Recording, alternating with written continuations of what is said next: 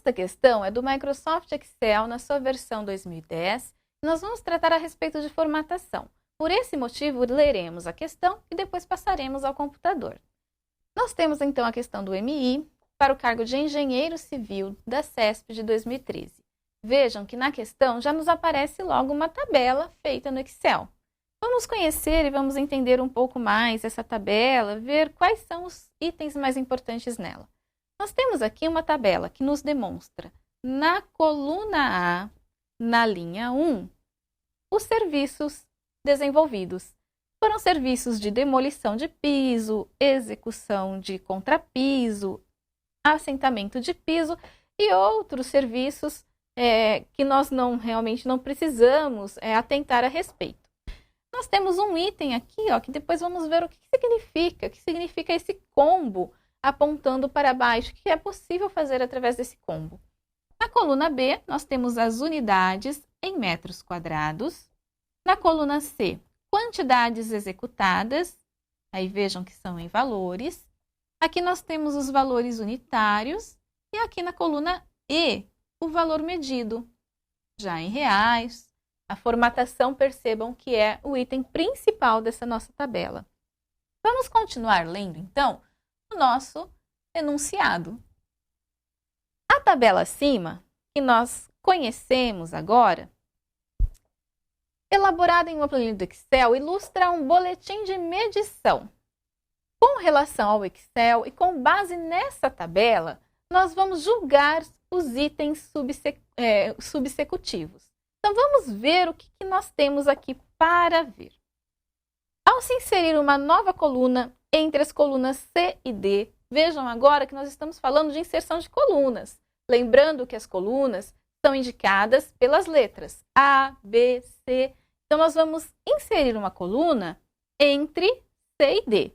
Automaticamente, os dados da coluna E serão deslocados para uma coluna F, ficando inalterados os valores medidos.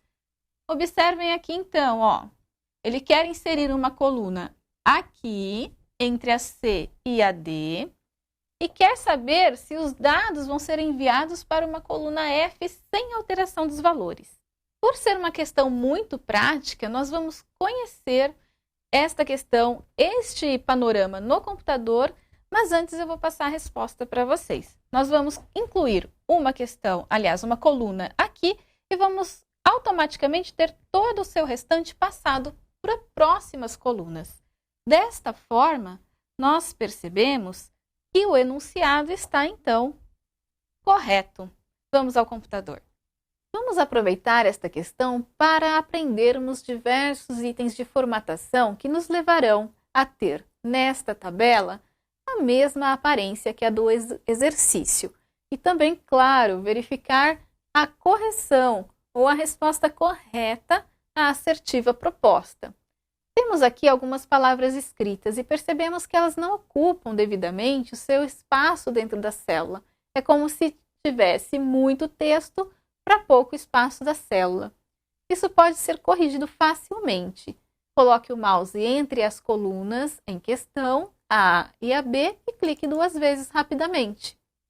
Desta forma, o seu texto será colocado automaticamente num espaço adequado de largura.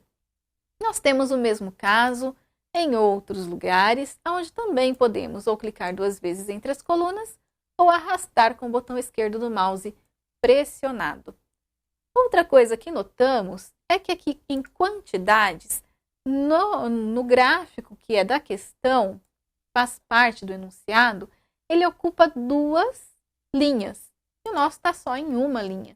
Isso pode ser resolvido com a opção de quebrar texto automaticamente e o ajuste adequado aqui da nossa coluna.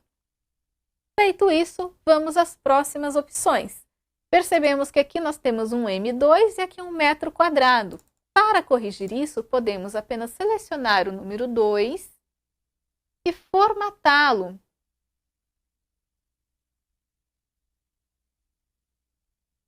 De forma que ele fique sobrescrito. Essa opção foi feita após a seleção com o clique do botão direito do mouse sobre a letra, formatar célula com o esquerdo, e então a seleção do efeito sobrescrito, seguida do clique em OK. E dessa forma, para concluir rapidamente, eu vou apenas copiar o texto formatado para as demais linhas. Prosseguindo, temos também que nosso gráfico no modelo tem 2 casas decimais nas quantidades. Para realizar este procedimento, vamos à guia Início, Número, e podemos então aumentar ou diminuir as casas decimais segundo nossa necessidade.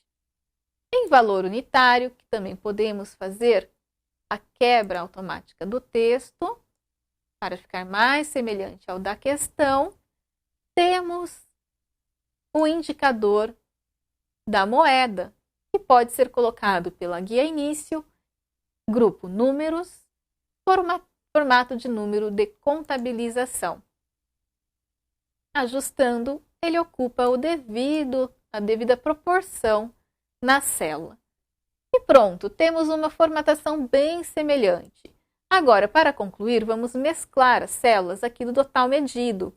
Observem que eu selecionei as células e vou na guia Início, em Alinhamento, no item Mesclar e Centralizar.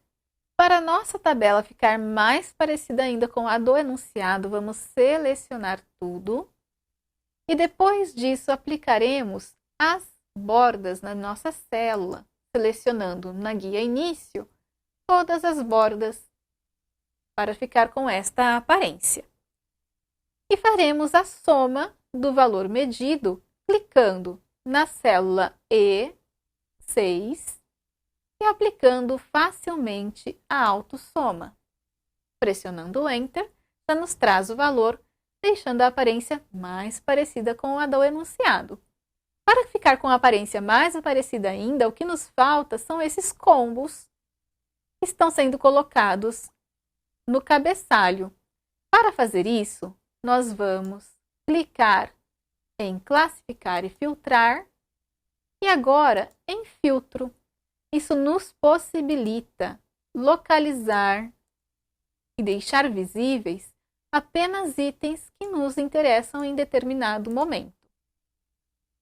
Mas a questão, enfim, nos pergunta, ao inserir uma nova coluna entre as colunas C e D, então aqui C e D, entre essas 2 colunas, automaticamente os dados da coluna E, são estes dados, ficarão para a coluna F inalterados os valores. Vamos ver se isso é verdade? Então temos que inserir uma nova coluna entre C e D. Para inserir uma nova coluna, podemos apenas clicar selecionando, botão direito e inserir. Temos então o deslocamento dos dados para uma coluna F e os dados não foram alterados. Desta forma, inserimos uma coluna que automaticamente criou uma coluna vazia entre C e D, que agora passou para E, e os dados foram todos transferidos sem alteração. Desta forma, vemos que a nossa assertiva tem resposta afirmativa, ou seja, ela está correta.